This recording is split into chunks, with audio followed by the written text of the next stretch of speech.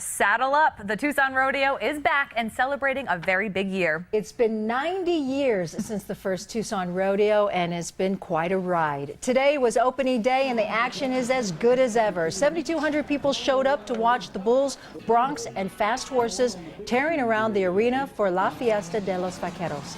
We sent 9 on your side, Simone Del Rosario, back to her native environment. First Tucson Rodeo nearly 8 decades ago. Back in 1936, Chuck Henson was just a 5-year-old boy visiting Tucson from Montana. But today, he's a pro Rodeo Hall-of-Famer, looking back on a lifetime of memories from the Tucson Rodeo.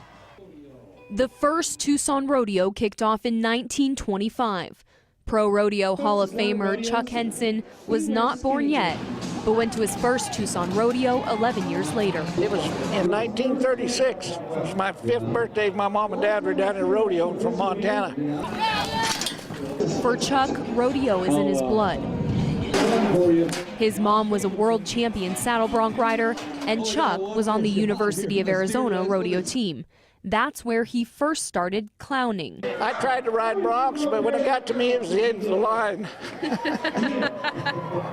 But don't downplay, because being a clown you had to have some superb athleticism. That would have helped me a lot. The humble rodeo clown entertained crowds and saved cowboys from disaster for more than 20 years. He clowned across the country full-time, but tried his best every year to get to the Tucson Rodeo. Then, in 1980, he retired from clowning in this very arena. Kind of a humbling deal, because I had so many great friends here that were there for the party and everything. They had a really nice deal for me.